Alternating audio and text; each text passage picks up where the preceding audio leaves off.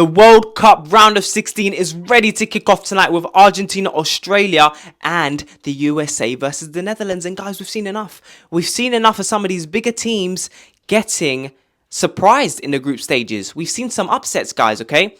Argentina, Portugal, Brazil, Spain, France. Does it mean it can get replicated in the round of 16? Well, for me personally, I think that some of these teams having a loss in the group stages, look, no team got to 9 points. Some of these teams losing in the group stages will be an eye-opener. They got to be aware that this is not joke football. This is World Cup football. And some of these smaller nations have turned up. They have nothing to lose. Their mentality is nothing to lose. And they can't afford to slip up. For me, some of these bigger teams have been humbled. And they're well aware that they need to play to their strengths and to the best of their ability. They can't slack off in these games.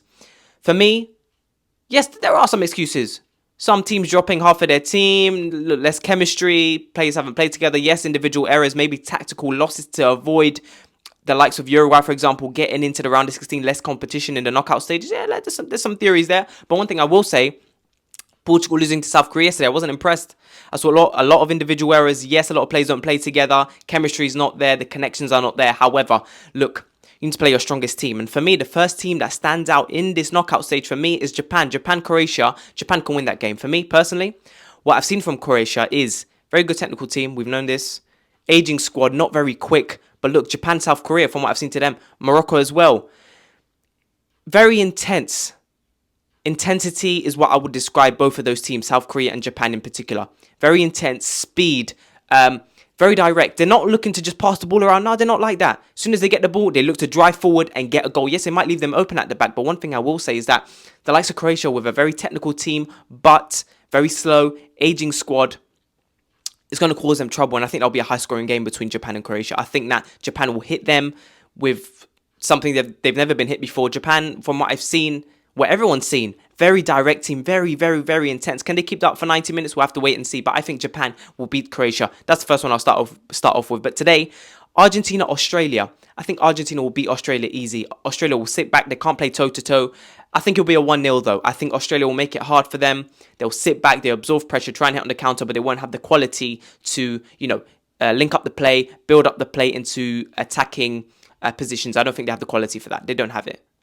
So I think Argentina will beat Australia 1-0. Netherlands versus USA is very interesting. USA, they've implemented the press constantly in this tournament. They've tried to press from the front, be the team that dominates possession, but they lack the cutting edge. They do. For me, the Netherlands are very happy in the first half to sit back, absorb pressure from the USA. And look, watching the second half, that's what I've seen. We've seen it from the Netherlands this tournament. They're happy to sit back, absorb pressure, then they start to gather possession slowly. And they can create. They've got fantastic players in the team. Gakpo doing very well. De Jong, of course. Look, Netherlands for me will win that game 2-1. It could be a game we see going into extra time. Maybe a winner in extra time by the Netherlands. For me, 2-1 to the Netherlands. Look, other teams we need to get into. Let me talk about my team. Portugal versus Switzerland. Switzerland beating Serbia 3-2 yesterday.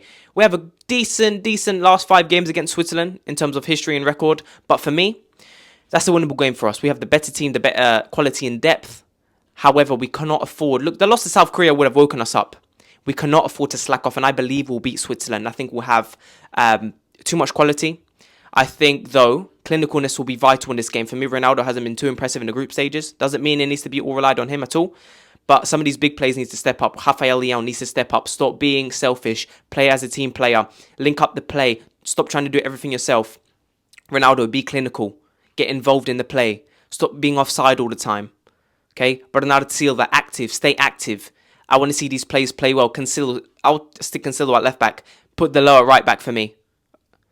Cancelo is a lot more unpredictable on the left and in the left back position, even though he does it for City week in, week out. He's a lot more unpredictable on the left. He's just suited to that area now. He's played in that position for a long time now. Dalot, growing in confidence, gets the assist yesterday. Portugal will beat Switzerland for me. Of course, I'm Portuguese. There's a little bias, but I believe we have the better squad and we can beat them. For me, I'm going to say a 3-1 Portugal. 3-1. I believe so. Let's get into some of the other games. South Korea, Brazil. Brazil should easily beat South Korea on paper. However, South Korea, from what I saw yesterday versus Portugal, again, another team. Intensity. Very good in transitions. Very, very good in transitions. Again, they're looking to be direct. They're not looking to sit back, absorb pressure, none of that. They're looking to be direct. Look, for me, Brazil will struggle, but I can see a 2-1 victory. I can see Brazil conceding in this game on the counter. I don't think Brazil have been too impressive. Quite boring in the first half in particular, but they do dominate possession. They don't concede much.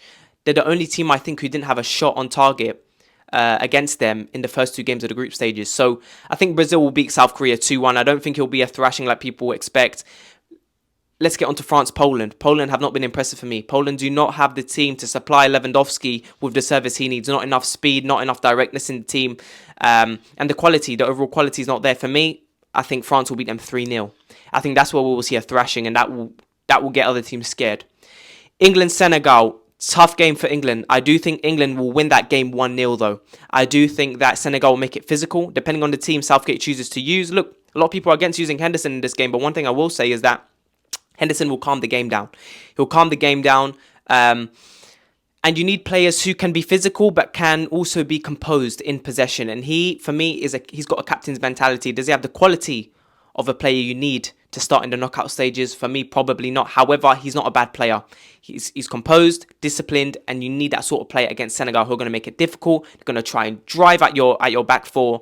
And I think he'll play a back four. However, I wouldn't be surprised with a back five. Senegal are going to be direct. They're going to be physical. And you need composure in that game. Because if England try to play a physical game against Senegal, they will lose. They will lose. They need to be composed, keep possession of the ball, quick football. England need to be quick in this game because Senegal will be pressuring them. They need to be quick, but be simple. Don't overdo it. Don't overdo it. Don't lose possession purposefully, or not even purposefully. Don't lose possession stupidly. Be efficient in possession, England. I think England will win 1-0.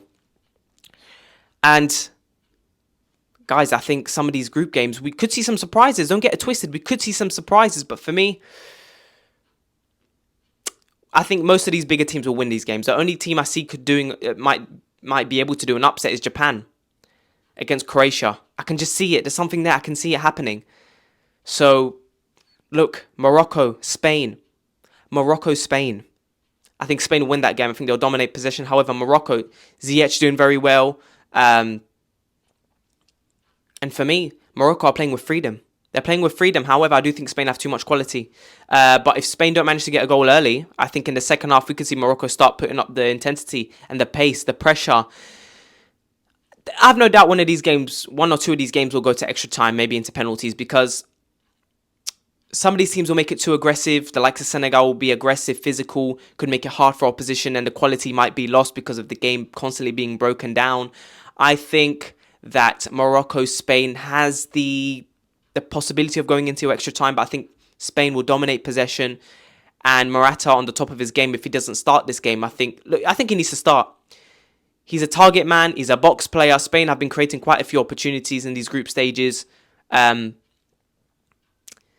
So I think that they'll win. I'm thinking maybe a 2-0 victory. But Morocco have been fantastic. So guys, let me know what you thought of these round of 16 games, because I'm excited. I'm really looking forward to seeing what's going to happen. So, guys, let me know what you think. Make sure to like and subscribe. Portugal. Vamos Portugal.